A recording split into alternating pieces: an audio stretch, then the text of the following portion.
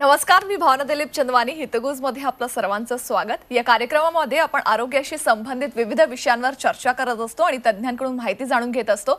आज देखील आपण एका वेगळ्या विषयावर खरं तर चर्चा करणार आहोत. विषयाचं नाव आहे गायनाकोमास्टिया आणि याविषयी आपल्याला माहिती देतील डॉक्टर विनोद पाचडी सर. सुरुवातीला आपण त्यांचं स्वागत करूया. नमस्कार डॉक्टर. नमस्कार. डॉक्टर विनोद पाचडे हे PVR एस्थेटिका कॉस्मेटिक सर्जरी सेंटरचे संस्थापक आणि संचालक आहेत. प्लास्टिक कॉस्मेटिक आणि पुनर्रचनात्मक सर्जन सल्लागार म्हणून देखील ते काम बघतात. सरांनी MBBS, MS, AMCH यासह plastic surgeon, DNB plastic surgery fellow American college of surgeon येथून केलेला आहे. तसंच एशिया बुक ऑफ रेकॉर्डचे ते विजेता देखील आहेत. त्यांनी 1000हून अधिक कॉस्मेटिक आणि प्लास्टिक सर्जरी देखील केलेल्या आहेत. आता आपण विषयाला सुरुवात करूया. सर, आजचा विषय अतिशय वेगळा आहे. खरं तर माझ्यासाठी किंवा आपल्या सगळ्याच प्रेक्षकांसाठी हा विषय वेगळा असून विषयाचं नाव जसं मी सांगितलं की गायनाकोमास्टिया. सुरुवातीला मला हेच जाणून घ्यायचं आहे की गायनाकोमास्टिया म्हणजे नेमकं काय असतं आणि ह्याची लक्षणं नेमकी काय काय असतात. हा जो आजार आहे हा आजार कोणता आहे? सर्वात पहिले गायनेकोमास्टिया म्हणजे पुरुषांमध्ये होणारी स्तनांची वाढ. आपण साधारणपणे बघितलं असेल की महिला आणि स्त्री आणि पुरुष या दोघांमध्ये स्त्रियांमध्ये जनरली स्तन विकसित असतात आणि पुरुषांमध्ये ते अविकसित असतात. त्याचं मुख्य कारण असं आहे की पुरुषांमध्ये हॉर्मोन्स असतात टेस्टोस्टेरॉन आणि स्त्रियांमध्ये हॉर्मोन्स असतात इस्ट्रोजन. या दोघांमुळे स्त्रियांमध्ये इस्ट्रोजनमुळे ब्रेस्ट डेव्हलपमेंट म्हणजे स्तनांची डेव्हलपमेंट होत असते आणि पुरुषांमध्ये ती होत नाही. किशोरवयीन वयामध्ये जेव्हा मुलं वयात येतात म्हणजे चाइल्डहूडपासून जेव्हा ते अडल्ट बनतात अशा वेळेस हॉर्मोनचे लेवल अचानक वाढते. अशा वेळेस टेस्टोस्टेरॉन आणि इस्ट्रोजन या दोघांच्या असमतोलपणामुळे त्यांच्यामध्ये स्तनांची वाढ होते आणि ती वाढ 1-2 वर्षामध्ये कमी सुद्धा होते. अच्छा. ज्या मुलांमध्ये किंवा ज्या पुरुषांमध्ये ही कमी होत नाही त्यांना गायनेकोमास्टियाचा त्रास हा उद्भवतो. त्यामुळे अशी कुठल्याही एखाद्या व्यक्तीला गायनेकोमास्टिया आहे असं आपल्याला म्हणायचं असेल तर आपल्याला त्या व्यक्तीला ॲटलिस्ट वयाच्या 18व्या वर्षापर्यंत वाट बघावी लागते. कारण हा जनरली असा आहे की तो 2 किंवा 3 वर्षामध्ये कमी होतो. अच्छा, म्हणजे 1 ते 2 वर्ष लागतात त्याला कमी होण्यासाठी. आणि सर, असं होण्यामागची नेमकी नक्की कारणं काय असतात? म्हणजे हा आजार होतो पण हा आजार होण्यामागची नेमकी कारणं काय आहेत? अच्छा, कारण जसं मी आधीही सांगितलं की गायनेकोमास्टिया किंवा पुरुषांमध्ये असणारी स्तनवाढ ही जनरली हॉर्मोन्समध्ये झालेल्या असमतोलामुळे असते. मी आधी सांगितलं की इस्ट्रोजन हे सक्रिय असतं स्त्रियांमध्ये आणि टेस्टोस्टेरॉन हे सक्रिय असतं पुरुषांमध्ये. किशोरवयीन वयामध्ये जेव्हा मुलं वयात येतात किंवा अडल्टमध्ये जातात अशा वेळेस इस्ट्रोजन आणि टेस्टोस्टेरॉन या दोन्ही हॉर्मोनचा असमतोलपणामुळे हा गायनेकोमास्टिया उद्भवतो. आता या असमतोलाचं काय कारण आहेत तर याच्यामध्ये एकतर किशोरवयीन अवस्था, दुसरं वेगवेगळे आजार आहेत जसं की मूत्रपिंडाचे आजार, त्याला आपण किडनी फेल्युअर असं म्हणतो, end stage renal disease, liver cirrhosis याच्यामध्ये येतं.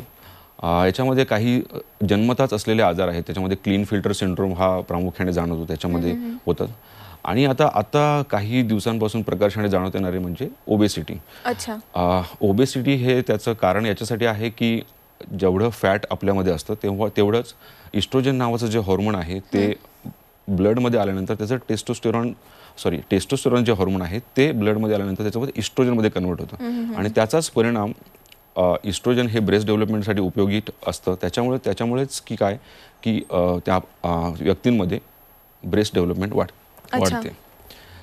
मला आधी सांगायचं राहिलं की याची लक्षणे काय असतात. हा, त्या विषयावर आपण बोलणारच आहोत पुढे. जसं तुम्ही कारणं सांगितली तसं मला हे जाणून घ्यायचं आहे की सुरुवातीला आपण लक्षणं जाणून घेऊया आणि त्यानंतर टेस्ट संदर्भात बोलूया. हां, तर लक्षणं काय असतात? हां, लक्षणं मी जसं आधी सांगितलं की पुरुषांमध्ये असणारी स्तनवाढ म्हणजे आकाराने ती साईज, ब्रेस्टची साईज ही मोठी असते आणि कधी कधी तर एवढी मोठी असते की ती अगदी स्त्रियांमध्ये असते तेवढी असते. अच्छा.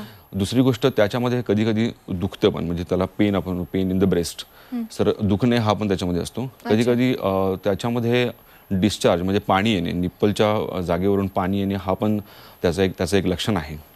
परंतु या सर्व कारणांसाठी खूप कमी वेळा पेशंट्स किंवा मुलं आमच्याकडे येतात किंवा कुठल्याही डॉक्टरांचा सल्ला घ्यायला येतात.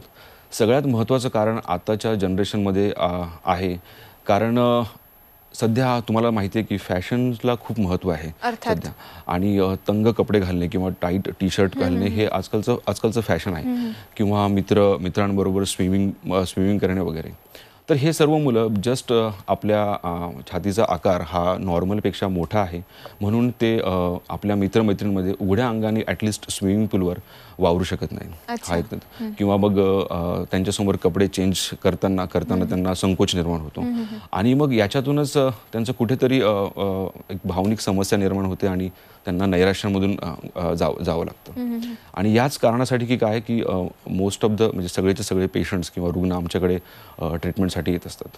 तर मला असं वाटतं की लक्षणामध्ये सगळ्यात पहिलं लक्षण हे असतं की मी टाईट टी शर्ट घालू शकत नाही किंवा मी कुणासमोर चेंज करू शकत नाही किंवा स्विमिंगमध्ये जाताना की दुसऱ्यांसमोर येऊ शकत नाही. ही त्याची महत्त्वाची कारणं आहेत. आणि बाकीचे ऑफकोर्स की त्यांच्यामधून पाणी येणे किंवा दुखणे किंवा स्तनांमध्ये कोमलता असणे वगैरे वगैरे असे सिम्पटम आहेत. अर्थात. तर एकूणच कारणं जशी तुम्ही सांगितली आणि आपल्याला 18 वयापर्यंत खरं तर वाट बघावी लागते की हा जर आजार असेल तर ते डिटेक्ट होण्यासाठी तो आपोआप कमी होतो. अच्छा. आपोआप कमी होतो, त्यामुळे आपल्याला वाट बघायला लागते. कारण कमी झाला तर ऑब्व्हियसली काही करायची गरज नाही. आणि जर नाही झाला कमी तर मग आपल्याला पुढे ट्रीटमेंटची किंवा मग उपचाराची किंवा टेस्टची गरज पडते. मग जसं तुम्ही सांगतायत आता की उपचार किंवा ट्रीटमेंटची गरज असते, मात्र त्याआधी जनरली कुठलाही आजार असेल तर त्याची टेस्ट करणं खूप गरजेचं असतं. कारण विदाऊट टेस्ट आपल्याला कळणार नाही की नेमका आजार कुठला आहे. तर ह्यामध्ये कुठल्या टेस्ट कराव्या लागतात? हो, खरं तर हा खूप चांगला प्रश्न आहे. कारण सगळ्याच प्रेक्षकांना माहिती करून घ्यायचं असेल की एक्झॅक्टली आपल्याला काय टेस्ट करावं लागतं किंवा आपल्याला कसं कळेल की आपल्याला गायनेकोमास्टिया आहे. याच्यामध्ये असं असतं की नॉर्मली आपल्या पुरुषांच्या छातीवर जे निप्पल असतं किंवा त्याला ब्लॅक स्किन असते, काळी स्किन, त्याला एरिओला असं म्हणतात, त्याच्या खाली जे ग्रंथी असते त्याला स्तनग्रंथी असं म्हणतो किंवा आम्ही ब्रेस्ट ग्लँड असं म्हणतो, त्याची साईज जर 2 सेंटीमीटरपेक्षा जास्त असेल तर त्याला गायनेकोमास्टिया असं म्हणतो. म्हणूनच सगळ्यात आधीची जी पहिली टेस्ट आहे गायनेकोमास्टिया आहे की नाही हे बघण्यासाठी तर शारीरिक तपासणी. म्हणजे डॉक्टरांना त्याची शारीरिक तपासणी करावी लागते. त्याच्या ब्रेस्ट ग्लँडची म्हणजे स्तनग्रंथीची साईज एक्झॅक्टली किती आहे ते बघावी लागते. आणि मग त्याच्यानुसार जसं आपण स्क्रीनवर बघतायत की ग्रेड्स ठरतात 1, 2, 3, 4. काहींमध्ये फक्तच ग्लँड म्हणजे ग्रंथी वाढलेली असते, तर काहींमध्ये ग्लँड पण वाढलेली असते आणि त्याच्याबरोबर चरबी पण असते त्याच्यामध्ये. आणि अजून पुढच्या ग्रेड्समध्ये त्वचा सुद्धा एक्सेस झालेली असते, त्याच्यामुळे ते त्वचा अशी खाली लोंबताना आपल्याला दिसते. तर असे सगळे अशी तरी शारीरिक एक्झामिनेशन झाल्यानंतर म्हणजे शारीरिक परीक्षा झाल्यानंतर आपल्याला दुसऱ्या टेस्ट कराव्या लागतात. कारण आपण आधी डिस्कस केलं की याच्यामध्ये जनरली हॉर्मोनल इम्बॅलन्स असा असतो. मग हॉर्मोनल इम्बॅलन्सचे जे काही त्याच्यामध्ये कारणं असतील ते आपल्याला सगळ्यात आधी शोधावे लागतात. आणि ते शोधण्यासाठी आपल्याला काही टेस्ट करावं लागतात. तर तुम्हाला आधी सांगितलं की ज्याच्यामध्ये किडनी फेल्युअर आहे, मग ऑब्व्हियसली आपल्याला किडनीच्या काही टेस्ट कराव्या लागतील. किंवा लिव्हर सिरोसिस आहे तर लिव्हर फंक्शन टेस्ट करावे लागतील. आणि दुसरी आणि सगळ्यात महत्त्वाची गोष्ट म्हणजे हॉर्मोन्स ज्यांचं इम्बॅलन्स आहे ते आपल्याला जाणून घ्यावं लागेल. तर इस्ट्रोजन आणि टेस्टोस्टेरॉन हा तर बेसिक टेस्ट आहे जेव्हा एखाद्या पेशंटला गायनेकोमास्टिया आहे असं आपल्याला वाटतं किंवा त्याला निदान करून घ्यायचं आहे. तर अशा वेळेस हॉर्मोन्सची लेवल, किडनीच्या फंक्शन टेस्ट आणि लिव्हरच्या फंक्शन टेस्ट म्हणजे लिव्हरच्या टेस्ट ह्या सगळ्या आपल्याला कराव्या लागतात. आणि शारीरिक चाचणी म्हणजे शारीरिक तपासणी ह्या सगळ्या टेस्ट झाल्यानंतरच आपण त्याच्या निदानाकडे जाऊ शकतो. रक्तांच्या म्हणजे हॉर्मोन्स, किडनी फंक्शन टेस्ट आणि लिव्हर फंक्शन टेस्ट हे सगळं झाल्यानंतर या सगळ्यांमध्ये त्याचे रिपोर्ट्स जर नॉर्मल असतील तर मग आपण असं म्हणतो की हा किशोरवयीन वयोगटामध्ये आलेला गायनेकोमास्टिया आहे आणि मग आता त्याला आपल्याला ट्रीटमेंटची गरज आहे. अदरवाईज असं असतं की आपल्याला जर कारण सापडलं तर आपण ती कारण ट्रीट करतो आणि मग ती कारण ट्रीट केल्यानंतर म्हणजे ती ट्रीटमेंट केल्यानंतर आपोआपच तो गायनेकोमास्टिया हळूहळू कमी होतो. डॉक्टर, ह्याच्यावर ट्रीटमेंटचीच गरज आहे का? जर ट्रीटमेंट केलं नाही तर ह्याच्यामध्ये काही साईड इफेक्ट आपल्याला पुढे जाऊन दिसून येतात का? गायनेकोमास्टियावर खरं तर उपचार करणं आवश्यक का आहे?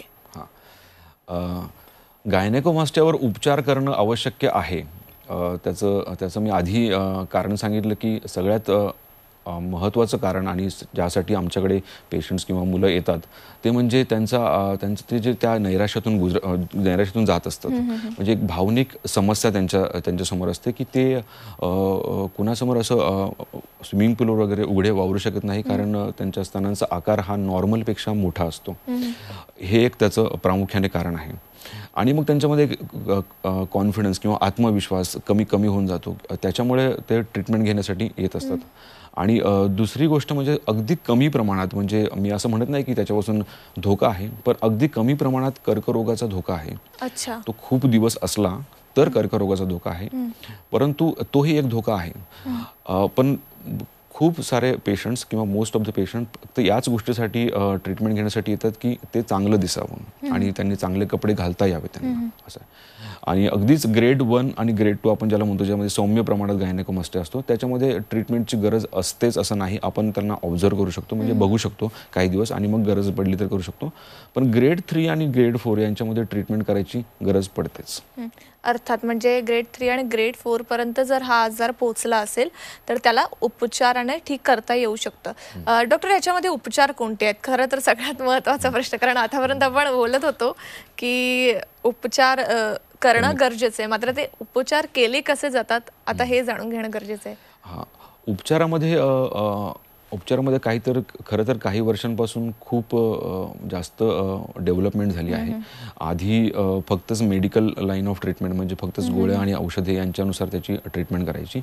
परंतु मी असं सांगेन की कुठल्याही गायनेकोमास्टियाचा उपचार करण्याच्या आधी त्याची कारणं जाणून घेणं खूप गरजेचं आहे. एकदा का आपल्याला कारण कळलं की त्या कारणाची जर आपण कारणावर जर उपचार केले, जसं की त्याला किडनी डिसीज आहे किंवा लिव्हर डिसीज आहे किंवा एखादा सिंड्रोम आहे, क्लेनफिल्टर सिंड्रोम, ज्याच्यामध्ये आपण विशेषतः हा बघायला मिळतो, याची जर ट्रीटमेंट चालू केली तर तो हळूहळू कमी व्हायला मदत होते.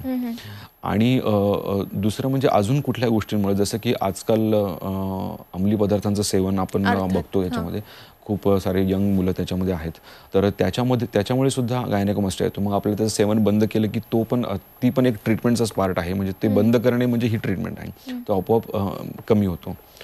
आता हे कारणं नसतील आणि या कारणाशिवाय आपल्याला काही कारण समजलं नाही रक्ताच्या चाचण्यावरून किंवा शारीरिक परीक्षेवरून, मग अशा वेळेस पेशंटला सर्जरीची गरज पडते. सर्जरीमध्ये साधारणतः असं आहे की गायनेकोमास्टियामध्ये 2 पार्ट असतात. एक तर एक्सेस चरबी, म्हणजे खूप जास्त चरबी त्या स्तनांच्या आतमध्ये डिपॉझिट झालेली असते, आणि दुसरं म्हणजे स्तनग्रंथी, ह्या दोघांची वाढ झालेली असते. म्हणून आताच्या नवीन पद्धतीनुसार आपण जी ट्रीटमेंट करतो त्याच्यामध्ये लायपोसक्शन, म्हणजे चरबी शोषून घेणे पहिलं, आणि दुसरं म्हणजे ती जी ग्रंथी आहे ती काढून टाकणे. तर ह्या दोन्ही ट्रीटमेंट एकाच वेळेस होतात, फक्त ट्रीटमेंटचे 2 पार्ट आहेत, म्हणजे सर्जरीचे 2 पार्ट आहेत. एक म्हणजे चरबी शोषून घेणे आणि दुसरं म्हणजे ग्लँड काढून घेणे, म्हणजे स्तनग्रंथी काढून घेणे. हे दोघंही प्रोसिजर एकाच ऑपरेशनमध्ये होतात, फक्त त्याची प्रोसिजर आहे. दुसरी पुढची गोष्ट म्हणजे की ऑपरेशन कसं करतात आणि काय करतात ते आपण त्याच्यावर बोलूया. तर ऑपरेशनच्या आधी पेशंटला काही गोष्टी आपल्याला, म्हणजे जे बेसिक आहे, म्हणजे नॉर्मल रक्त चाचण्या त्या कराव्या लागतात, आणि नंतर मग तो ॲडमिट होऊन आपण त्याला सर्जरीसाठी पोस्ट करतो. तर सर्जरी जेव्हा पोस्ट करायचं असेल तेव्हा आपण पेशंटला सांगतो की आपल्याला काय काय आधी करायचं आहे, म्हणजे त्याला काउन्सिलिंग असं म्हणतात. काही मुलं अगदी नैराश्यातून जात असतात, त्याच्यामुळे त्यांना हे पण सांगावं लागतं की आपल्याला सर्जरी केल्यानंतर बऱ्याचशा गोष्टी म्हणजे नॉर्मल होणार आहेत, आणि ब्रेस्टची साईज आहे, स्तनाची साईज ती अगदी नॉर्मल होणार आहे. अर्थात म्हणजे काउन्सिलिंग करणं देखील तेवढंच महत्त्वाचं असतं. सर, शस्त्रक्रियेनंतर डाग राहून जातात का, किंवा जर ते डाग असतील तर त्याच्यावर काही उपचार आहेत का? आता ह्या नवीन पद्धतीनुसार खरं तर डाग नावाचं काही राहिलं नाहीये, कारण डाग अगदीच राहतच नाहीत. त्याच्या आधी मला सांगावं लागेल की या शस्त्रक्रियेची एक्झॅक्ट प्रोसिजर कशी असते. त्याच्यामध्ये असं असतं की पहिले लायपोसक्शनच्या द्वारे आपण पूर्णच्या पूर्ण चरबी शोषून घेतो आणि ती शोषून घेण्यासाठी अगदी छोटंसं कट घेतात, म्हणजे स्तनग्रंथीच्या खालीच. आणि दुसरं म्हणजे जी आपल्याला स्तनग्रंथी काढायची असते त्यासाठी जो आपल्या चेस्टवर जो ब्लॅक कलरचा एरिओला ज्याला म्हणतो तो आणि नॉर्मल स्किन यांच्यामध्ये जो हे असतो एक जंक्शन असतं त्याच्यावर आपण छोटासा कट घेतो आणि तिथून ग्लँड काढतो. त्याच्यामुळे या सर्जरीनंतर आपण जे टाके मारतो ते अगदी अतिसूक्ष्म असतात आणि ते नंतर माहिती दिसून पडत नाही. स्क्रीनवर तुम्हाला काही रिझल्ट्स दिसत असतील त्याच्यातून तुम्हाला समजेल की त्याच्यानंतर काहीच दिसत नाही.